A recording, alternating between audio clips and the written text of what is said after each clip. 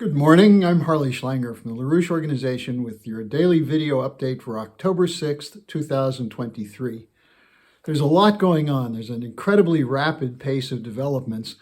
And the one thing that's clear is reality is hitting and the oligarchs don't like it.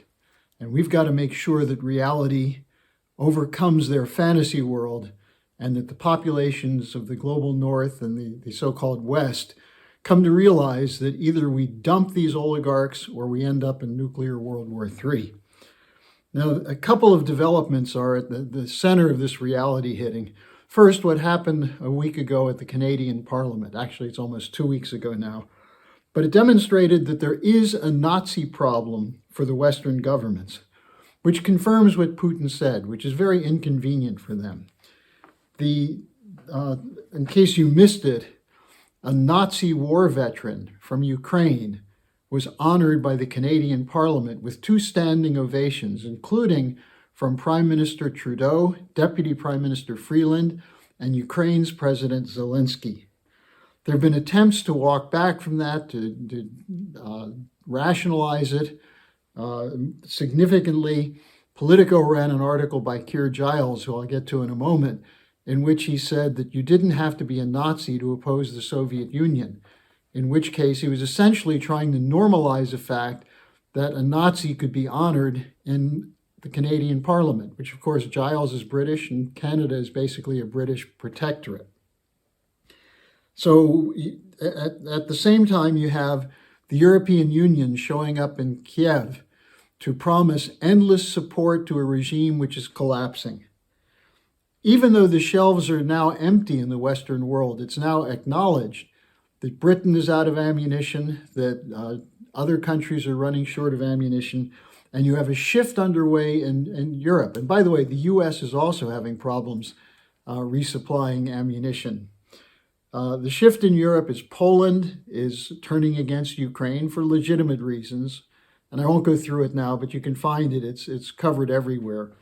In Slovakia, an anti-war government was just elected. In Germany, the government just announced they will not provide the long-range Taurus missiles to Ukraine. So from the Ukrainian side, there's a beginning of a panic. Now, at the same time, you have the situation in the US Congress, which voted to strip from the continuing budget resolution all funds to Ukraine. And what became obvious, though, is that both parties still support the war, but they couldn't figure out how to push it through and maintain some kind of semblance to reality in the House. And what ended up happening is the Speaker of the House was ousted. Now, what's clear is that the two parties are really one party. That also became clear. They have minor differences, but for the most part, the deficit, which was at part of the problem brought up by Representative Matt Gaetz, is a problem. You have a $33 trillion debt for the United States, and it grew by $2.2 trillion last year. And the funding for the Ukraine war continues to be supported by most Democrats and Republicans. Now, the problem really is that it's not a Democrat or Republican problem. It's an overall problem of thinking about economics. For both Democrats and Republicans in the United States, debt is okay as long as it goes to the war machine and as long as it goes to bail out the speculative financial bubble.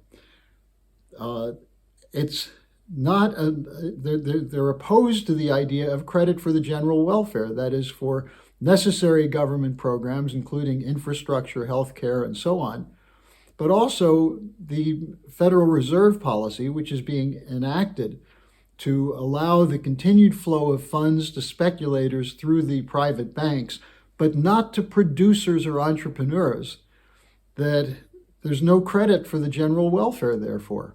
So what's the whole purpose of government? War and bailing out billionaire speculators? Now, it becomes clear when you see what the cover story is of this week's Economist magazine. This is the 180th anniversary issue.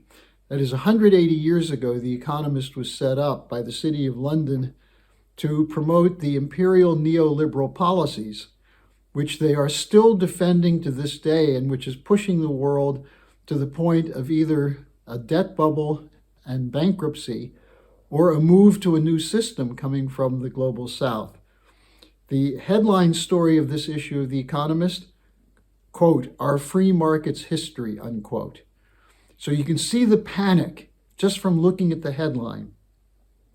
Now, while the West is going into a high-speed drive toward bankruptcy, and the so-called global north is sinking, the global south is on a path to a real economic development policy, spearheaded by the BRICS. And this was just 3-4 weeks ago, the BRICS conference reiterated their commitment to sovereign economic development before debt payment and unwillingness to submit to the dictates of the unipolar order.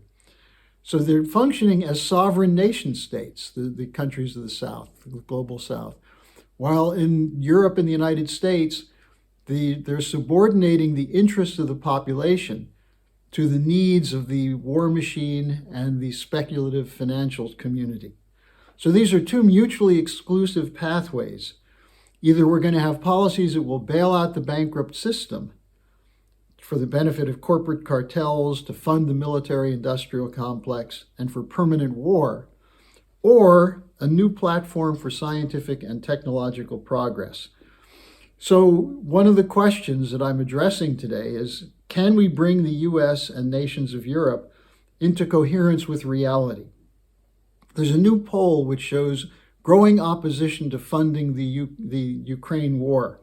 61% of Republicans say no further aid. Even 29% of Democratic voters are saying no further aid to Ukraine.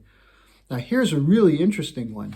63%, according to a Gallup poll, of Americans think a new party is needed. In other words, the two-party system doesn't work. We need a new party. Now, 47% in this poll said they would consider supporting a third-party candidate. And keep in mind, it's expected that next week, Robert F. Kennedy Jr., who's been pretty much frozen out of the Democratic Party, may be announcing an independent run for president. So this is part of the solution. Now, let me get to two other questions that came in.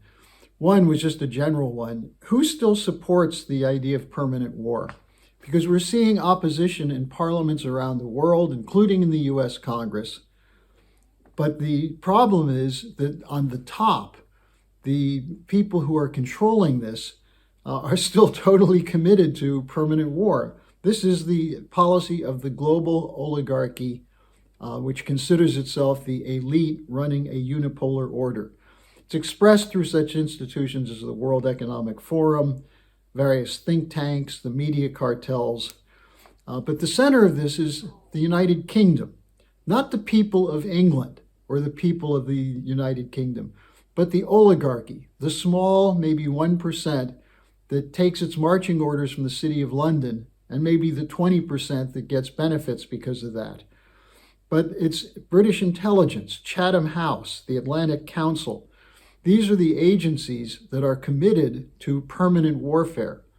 Now, over my shoulder, you can see a book called Russia's War on Everybody by one of these Russia haters at Chatham House, Keir Giles.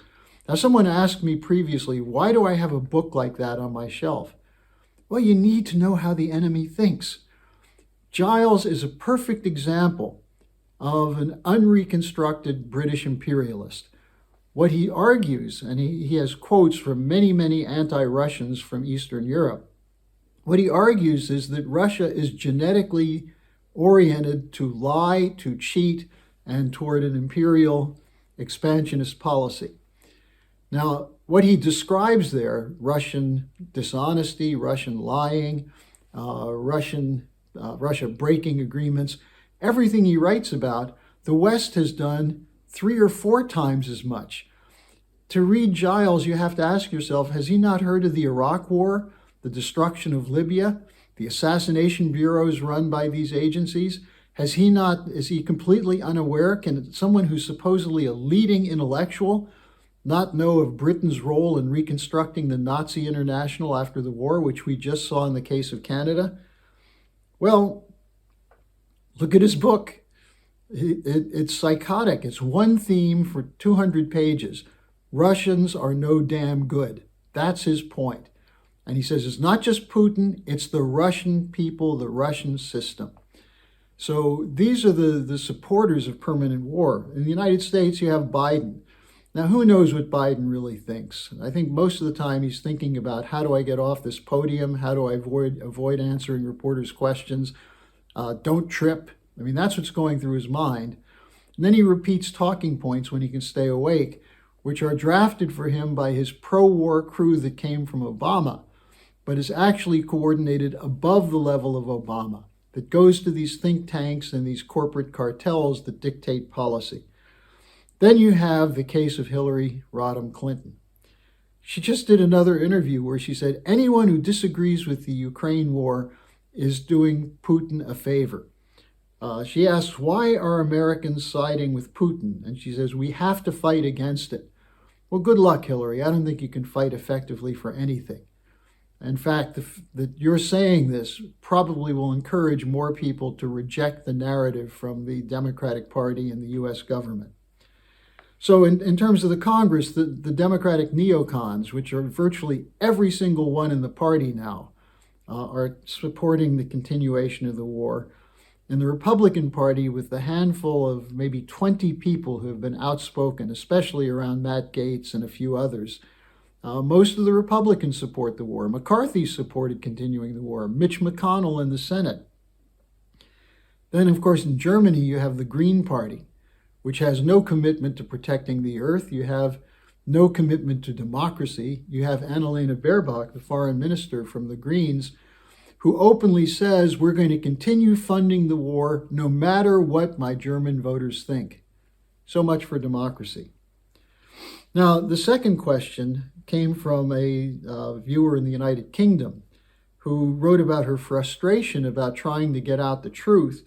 And she said, what can be done to fight censorship? And she cited the Russell Brand case and the case of a British blogger who was arrested at his home and charged with promoting malinformation.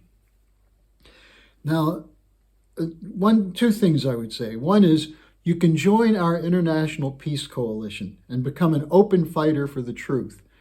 And we have a meeting coming up on October 13th, which I'll be promoting next week, of the International Peace Coalition, to bring together forces internationally to fight for a just economic order based on the principle of sovereign nations, multipolarity, and an end to the unipolar order. But there's a second thing we can do, and this is crucial. And that is to exonerate Lyndon LaRouche. It was 37 years ago today, on October 6, 1986, that there was a raid on LaRouche's house and the LaRouche organization's headquarters in Leesburg, Virginia. 400 armed officials from the Justice Department, from the FBI, from the who else was there? Oh yeah, the local sheriff's department, the IRS. They were all there. They intended to provoke a shootout to kill LaRouche.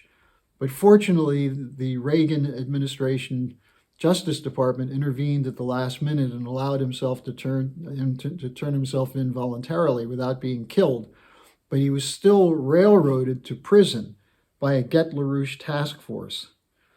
Now, this Get LaRouche task force was initiated by Henry Kissinger and William Webster. It goes back a little bit before them, but it had a lot to do with the Reagan administration moving to support LaRouche's policy toward how to deal with the Soviet Union with the Strategic Defense Initiative. Key people in this were the FBI Director William Webster, but also William Weld, who was part of the U.S. attorneys, the DOJ, and Robert Mueller, who was later famous for his role in trying to frame up Donald Trump. This is the same group of people. The precedent for everything done around Russiagate occurred in the mid-1980s against LaRouche.